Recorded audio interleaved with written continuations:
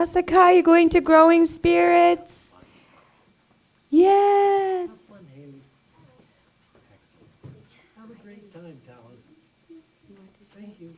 And namaste. Mama's Day. And namaste.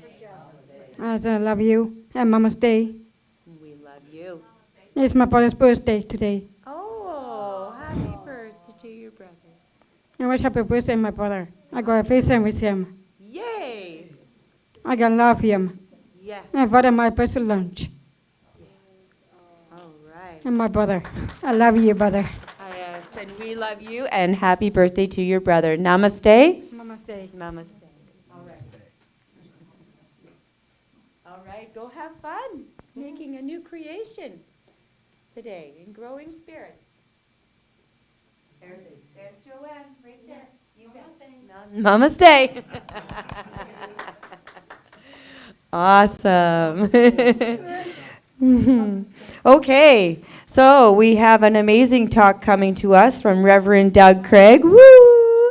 And it is called Perfectly Imperfect Passions.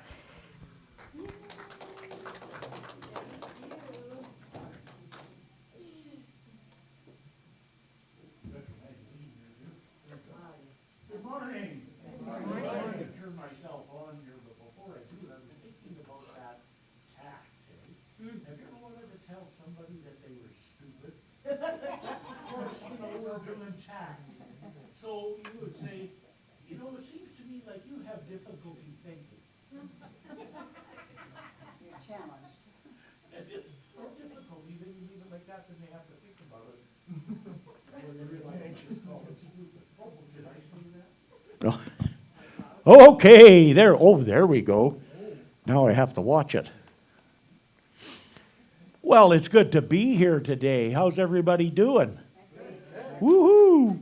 Well, let's just start with a little bit of a centering and meditation. So I'll just ask you to take a moment and just to close your eyes and go within and become calm, still, peaceful, centered, and poised. And as you do that, know that that eternal life is the one life, all present, all knowing, all wise, and that's God's life. And that life is your life, my life, every life, as we're all one. Each of us has been gifted with a unique talent, something that, not compared to anybody else, but is something that we do very, very, very well. And when we're doing it, we feel really, really good, and it enriches and enhances our journey in this thing we call life. So I just want you to take a few moments to be with that quality that you have, and just allow yourself to be open and receptive to ways that you express that quality and different things that you do, and be open and to receive new ways that you can express that quality that you are and that you have that brings you joy. So just take a few moments and go within.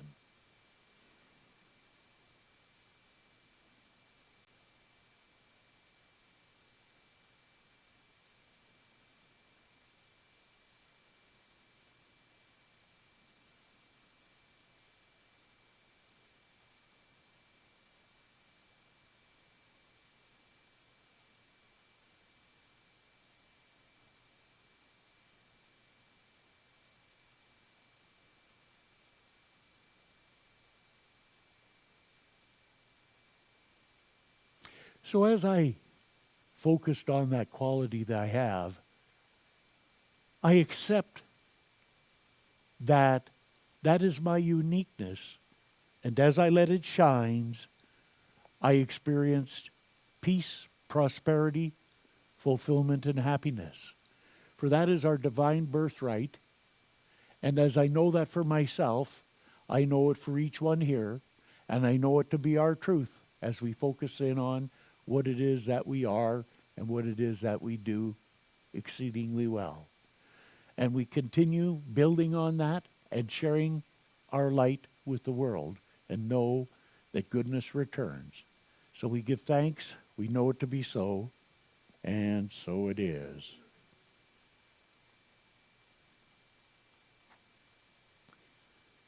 Well, so one of the things that come up in this was the monthly theme. They called it a marketing teaser. And they said, we are divine beings, and yet our critical voice can often paralyze our passions. Does anybody have something that they really always wanted to do and they're really good at? However, there's that inner voice that says, well, who do you think you are? Or, no, you can't do that because you don't have enough money or not enough time. Anybody ever heard those guys? Yeah, and you got your own repertoire of ideas that you could focus in on to limit and restrict yourself. So they go on to say, discover how to find a piece of self-acceptance in order to share the gifts that are uniquely ours to give. We're never alone and can trust that we are always guided to perfect self-expression. And Ernest Holmes, our teacher, said, if the spiritual universe were not perfect, it could not exist for a single moment. The truth is invisible and whole, and God is complete and perfect. And then the monthly affirmation is, I am a spiritual being living my perfect human experience. Now, you got to watch that, because you could say, well, I got this going on and it doesn't feel very good and it doesn't look very good. How could that be a perfect human spiritual experience? Have you ever looked at all those things that happened to you along the way and see that they really connected dots and are part of who and you, what you are today? And if those things had not happened, you would not have discovered those riches. So, one of the things that we got to do with this is the first point here, is we got to understand that we're always in a mode of self-acceptance or self-rejection. Okay? Just like when you got up in the morning and you rushed into the bathroom and you looked in the mirror and you saw your bright smiling face and said, "Good morning, God," to get your day started. Everybody did that?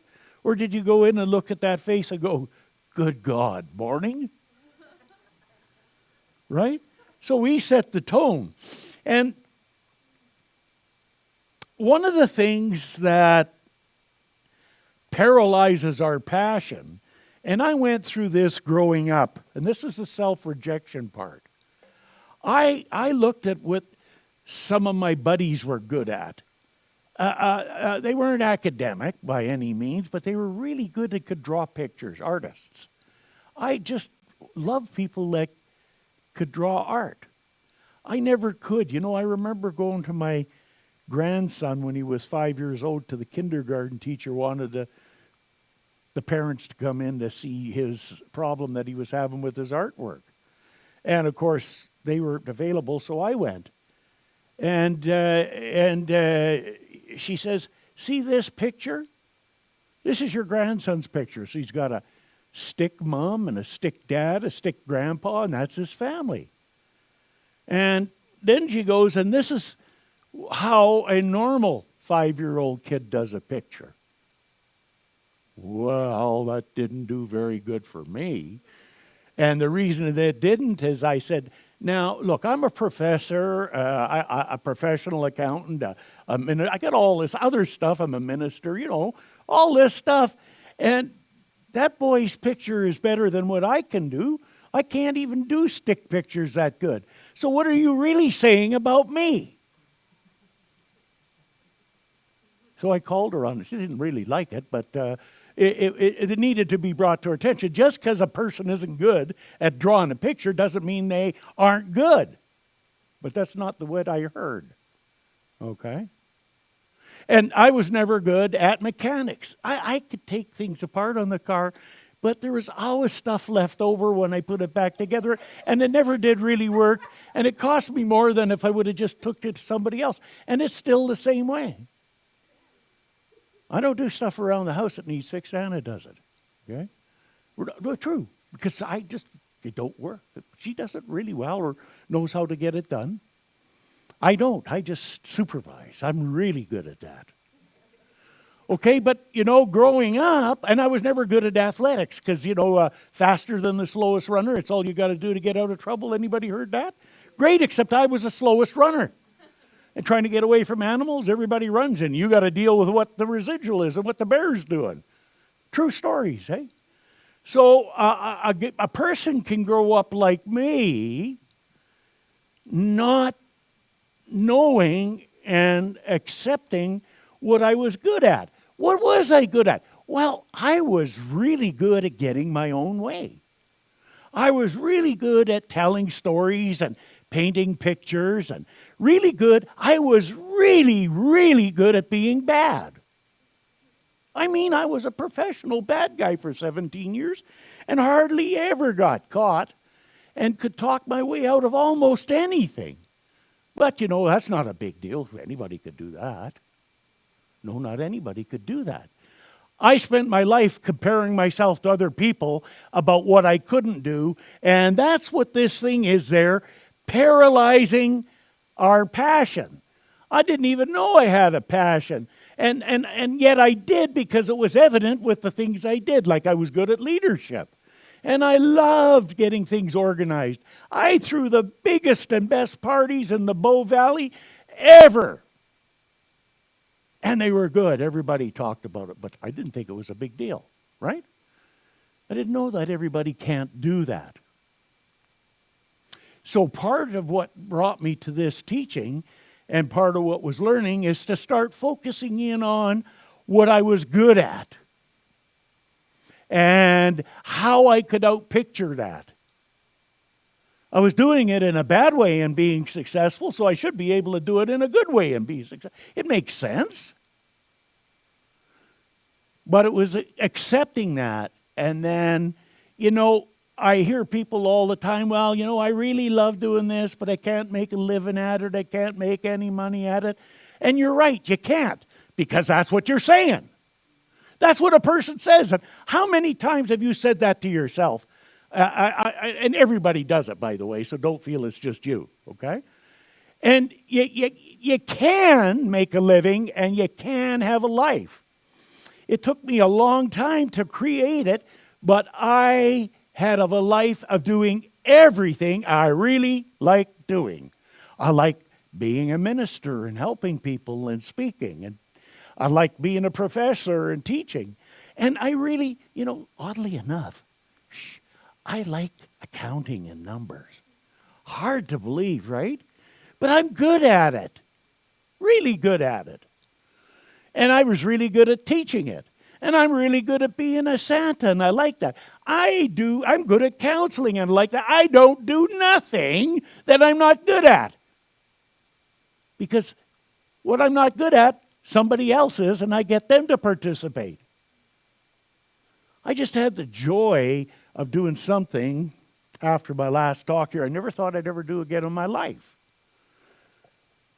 And that was to ride a Harley Davidson through the Rocky Mountains and back in nice weather. There isn't much better of an experience than that. And I absolutely love doing it because, you're right there. You're right in the now moment. And if you're not, you're going to be somewhere where you don't want to be. It's going to be painful. So it teaches you to be in the now moment. And then you're going through with all of that. And oh my God, my heartthrob happened and I just had to do it. They took the speed limit off the snow sheds. Anybody heard those loud trucks or cars that go through the snow? Well, my Harley's loud. And so I slowed down purposely so there was a little bit of juice. And I just cranked her open there. Oh, God, did I love it. And I said, Dan, out of the 8, how many do you think I missed? 1? She goes, oh, no, I didn't miss any of them. Both ways. But I know that doesn't really get you that excited, but it sure did to me. That doesn't sound like I'm excited because I can do that. I can do stuff. I can have experiences because I've accepted myself. Okay? And Santa's coming up and we're already booked up and yeah, it's great. So it's either self-acceptance or self-rejection. Brene Brown said, because truly belonging only happens when we present our authentic imperfect selves to the world, our sense of belonging can never be greater than our level of self-acceptance. Right? And that's the job, is to work accepting self. It doesn't matter what anybody else said. They go, oh, you're in that thing again. You're cult, you're brainwashed. I always say, yeah, my brain needed wash, and guess who's doing the scrubbing? It's me, nobody else. Yeah, right? You got to just be real clear. Yeah, because we got to do that for ourselves. Because we cannot get any better than where we are until we increase our level of self-acceptance and reduce the other side of it, which is our level of self-rejection. And we all know what that means, because I think we're pretty good at self-rejection. That's all the negative self-talk. You know, all the other stuff we do. Tell ourselves we're not good enough, or who do we think we are, and blah, blah. Raymond Charles Barker said, "The goodness of life is the goodness of God. I now release all emotional power from any and all guilt in my subconscious mind. I am set free of all self-judgment and self-condemnation." Ooh, that sounds good. I like that. And that's what we got to keep working with. And you know, we want to ask ourselves, what's stopping me from doing what I really love doing and want to do, that I want to do? What's stopping me from doing that? Adrian is not letting anything stopping him. He starts 5-year program on just after Labor Day. I love seeing that kind of stuff. But he's going to have things along there that's going to try to stop him. And it's going to be in here when he questions himself. He'll remember it today. Never let yourself talk yourself out of something good. Never let yourself talk yourself into something not good. Oh, well, I wouldn't let that happen. Oh, yes, you would. Haven't anybody ever let yourself talk you into doing something that wasn't good for you? If you have 5 or 6 days with nothing to do, I could tell some stories. And that wouldn't cover all of them. Okay? And that's what we want to do. It's because it's easy to doubt ourselves and our abilities, and we got to look at our perspective in any given situation. What happens to our perspective? So visualize this. You're driving down the highway in the fast lane at 130K, and your cell phone flies out of your pocket. True story, last week, Tuesday. Happened to me.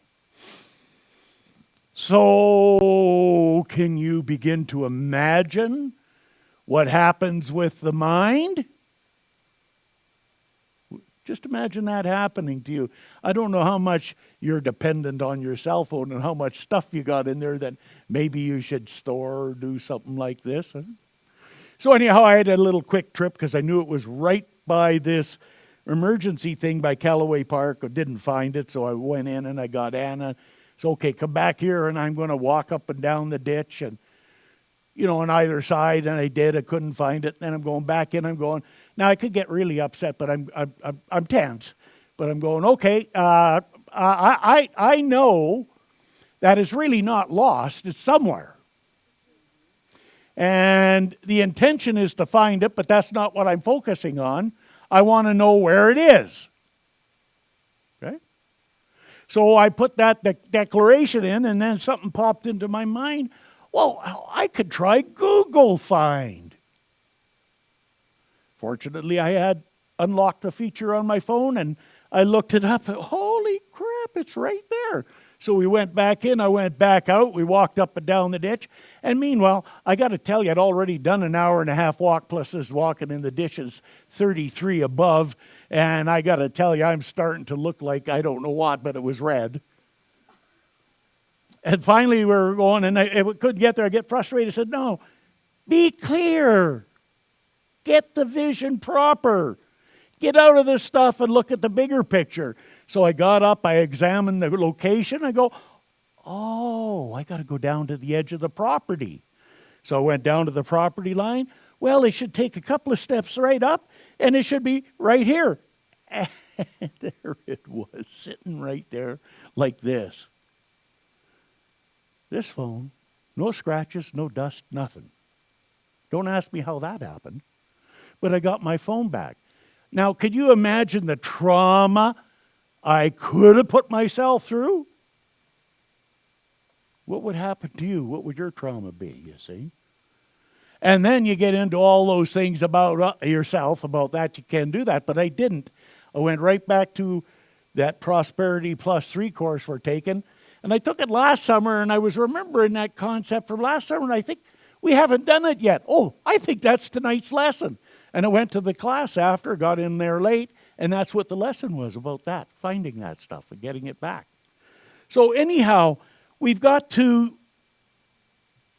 really get focused on what it is we love doing, and if we get into doing that, then our whole life will revolve around that. My whole life revolves around that kind of stuff that I'm good at, and oh man, it makes me feel so good doing stuff I'm good at, and I don't do stuff I'm not good at, like fixing things and fixing cars. And I got my motorcycle. I've already got the guy that does the big jobs on them. He's all set up to do my motorcycle, and I'll help him do the other stuff. All I got to do is drive it. And I can do that. So the last thing I want to talk about here is stepping outside the comfort zone. There's a song by the Eagles called Hotel California. Anybody? 1976, and there's a line in there. And it's a line that's kind of a little bit of a warning to us. And I don't think people took it that way. But they go in there, and she said, mirrors on the ceiling, the pink champagne on ice.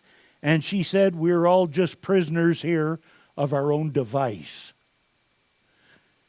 Wind it forward 50 years or 45 years, and I seen a picture of that with all the students in the school walking around with phones looking at them, and I thought about being prisoners of our own device. So not only is it the device out here, but we're all prisoners of our own device in here. And a lot of it is just a lack of understanding. Some of it needs to be changed. But the one thing about doing change is that happens all the time. And so if we induce it and step outside the comfort zone, it don't matter what we do, we're going to go through the same experience all the time. It's always the same. You can't change it. The ego is comfortable, so when you step outside the comfort zone, it becomes uncomfortable. So there's two things one always has to do. Number one is know that whenever you're making change, there's always a grieving and a difficulty of letting go. Even bad habits. Anybody ever had a bad habit that he tried to let go of is really hard or still with them? Yeah, right. Okay? And then there's the stepping into the new experience, the unknown. And that's the natural part of change. The other part is the negative beliefs we have about ourselves. But those two things are going to happen all the time. And how we deal with it depends on the closing of this door, the opening of that door, and dealing with the hell in the hallways. Because the hell in the hallways is there. And it's how we manage that determines the impact of the adjustment and the change on us. So I'm going to leave you with these questions to ask yourself. Oh, I want to read this what Christian Sorensen said, Living from the Mountaintop. When you're too close to something, it is impossible to see the larger picture. The defense system of your myopic vision will keep you from going outside the norm and accepting norm and the acceptable peer projection. So you got to be careful with that. And sometimes if you're too close to the situation, you can't see that perspective. So you got to get up and take that higher view. So the questions to ask yourself, and this will be your guideline for moving forward with this. What do I love doing that may not look perfect to others? Okay, that's a good question that you ask yourself. And I remember when I come up here 35 years ago in last 2 months to start the center here, and I remember it was 93 that I got ordained. It was 5 years after being licensed. And my mother was there, you know. And and she was quite happy that I changed and I'd become ordained and everything. And then she says, oh, well, if this doesn't work out for you, you can always go back to teaching or something like that. You ever heard somebody say that to you? And you know how I put the damper on that? I said, Mom, I'd never do that. If it doesn't work out, no. Oh, what would you do? I said, I'd go back selling drugs. Oh, she said, you're going to do just fine with this. You're going to do just fine. Okay. True story, by the way. Where can I be more compassionate to myself? Good question. Where can I be more compassionate to myself? What events in my life turned out far better than I initially thought they would? Anybody got one of those? Or I got about 50 or 60 of them, but you know, there's always the big ones when a guy goes through a burnout and loses everything. That's a interesting one. 4, what story am I telling myself about my challenging experiences? So we all got these things that we want to do, right? And then we got these challenging experiences. So how are we explaining those to ourselves to prevent ourselves from not to do them or trying to circumvent them or to try and find the easy way? Anybody looking for the easy way? You know, there isn't any easy way. And what are 3 perfectly imperfect events I've manifested? So something that's happened that you've manifested that seems to be unbelievable from just something that you were doing and nobody thought it could ever be done. We all got those too. So no matter what, the key thing behind all of this is we all have a passion within inside of ourselves. We all got something that's good. We all got something that brings a sense of peace, prosperity, fulfillment, and happiness. And so, 1, we have to get through our own personal self. And 2, we have to get through the naysayers in the world around us and not listening to that and realize that if it's there, if it's in our mind, if it's in our heart, then the possibility exists of experiencing it in form. The how-tos are none of our business. All we got to do is get started with where we are, with what we have, what we can do now. And as we do that, then we're guided, led, and direct. That's why in this philosophy we say treat, which is pray, and move your feet. We can't sit around on our butts all the time waiting for it to happen. We have to get off our butts and go for it. So I know that divine right action takes place in each of our lives, and there's a gradual, orderly, sequential unfoldment into form of the highest and best that we can be. And that's all good, and so it is, and so are we, and so it is. Whee! Okay.